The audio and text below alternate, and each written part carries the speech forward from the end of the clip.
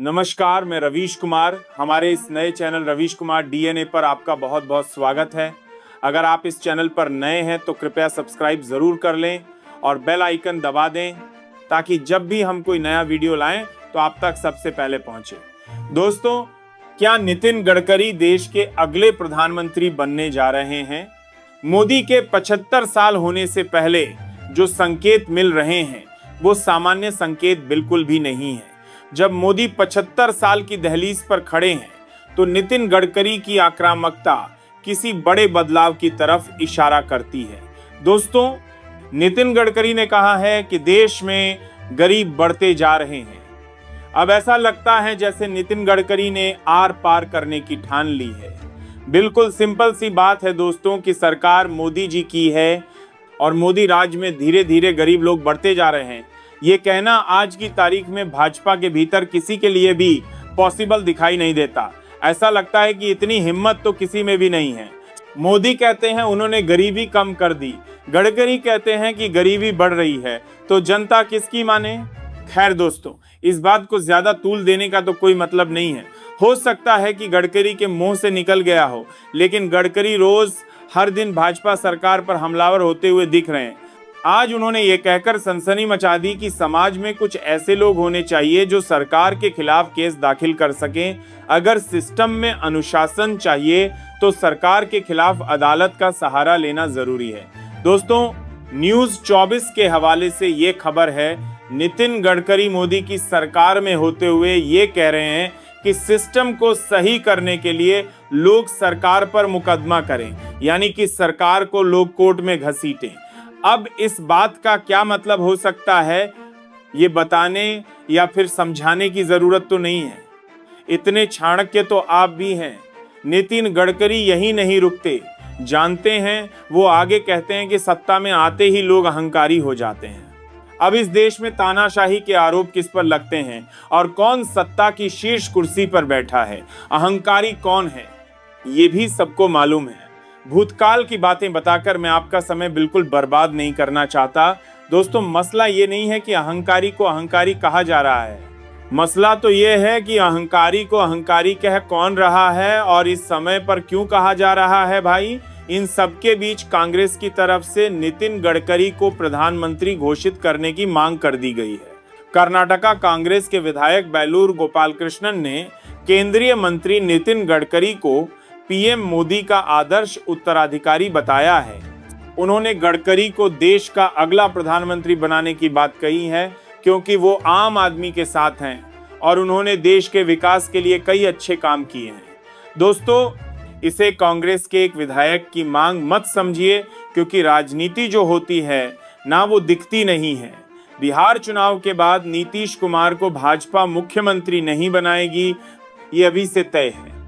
जीत अगर विपक्ष की हुई तो भाजपा और नीतीश दोनों सत्ता से बाहर हो जाएंगे, तब तो कोई बात ही नहीं है। लेकिन दोस्तों, अगर विपक्ष की सीटें नहीं आई तो नीतीश कुमार का पैदल होना तय है। ऐसी हालत में अगर नीतीश अपना समर्थन बीजेपी से वापस लेंगे तो इस स्थिति में मांग उठ सकती है कि मोदी की जगह किसी और को प्रधानमंत्री बनाया जाए, तब गडकरी सर्वमान्य नेता हो सकते हैं। और इसीलिए संघ भी खुलकर बैटिंग कर रहा है और मोदी जी को उम्र का हवाला देकर सत्ता छोड़ने के संकेत भी दे रहा है। देखिए, ये राजनीति है और राजनीति तो अनुमान से ही चलती है। क्या पता कब कौन सा अनुमान सटीक बैठ जाए, और बैठता भी है। दोस्तों, इस बीच क्या आपने एक बात नोटिस की कि जब से नरेंद्र मोदी जी 5 देशों की यात्रा करके लौटे हैं तब से बिल्कुल सन्नाटे में हैं। बीजेपी का ये यूट्यूब पेज देखिए, 2 दिन पहले सिर्फ रोजगार मेले को संबोधित किया और वो भी अपने घर से, मतलब रैली, रोड शो, मालामाल माहौल के शौकीन नरेंद्र मोदी जी घर से नहीं निकल रहे हैं। ऐसा नहीं है कि उनके पास करने को काम वाम नहीं है। भाई, बड़े बड़े काम हैं, जैसे बीजेपी को राष्ट्रीय अध्यक्ष चुनना, जैसे बिहार में मंगलसूत्र, मटन, मछली करवाना। लेकिन इस समय बड़ी अजीब सी शांति छाई हुई है। दोस्तों, नरेंद्र मोदी 5 देशों की यात्रा से वापस लौट आए, लेकिन गोदी मीडिया ने कोई बड़ा तमाशा नहीं किया। ना बताया कि देखिए शेर वापस लौट आया, ना बताया कि डंका बज रहा है, ना बताया डंका बज चुका है, सब कुछ सन्नाटे में निपट गया। क्या गोदी मीडिया को भी किसी बात के संकेत मिल गए हैं?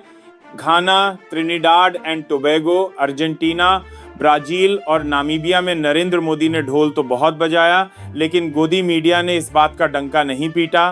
दूसरी तरफ एंटी गुजरात खेमा खुलकर एक्टिव हो गया है। सिर्फ एक्टिव ही नहीं दोस्तों, खुलकर अटैकिंग भी हो गया है। देखिए, मैं एक जिम्मेदार पत्रकार हूं, इसीलिए ये तो नहीं कहूंगा कि नरेंद्र मोदी को हटाकर संघ गडकरी या किसी और को प्रधानमंत्री बनाने जा रहा है, लेकिन ये जरूर कहूंगा कि संघ ने मोदी को खुद हट जाने के संकेत तो दे ही दिए हैं। मोहन भागवत ने तो यहां तक कह दिया है कि 75 साल के बाद किसी और को आगे आने का मौका देना चाहिए।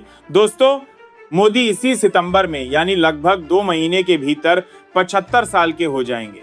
सिर्फ संघ इस बात को कहता तो ये नैतिकता के उस तराजू में तोल दी जाती जिस तराजू का गुजरात लॉबी के लिए कोई मोल नहीं होता, लेकिन निशिकांत दुबे मोदी और शाह का बचाव करते देखे जा रहे हैं।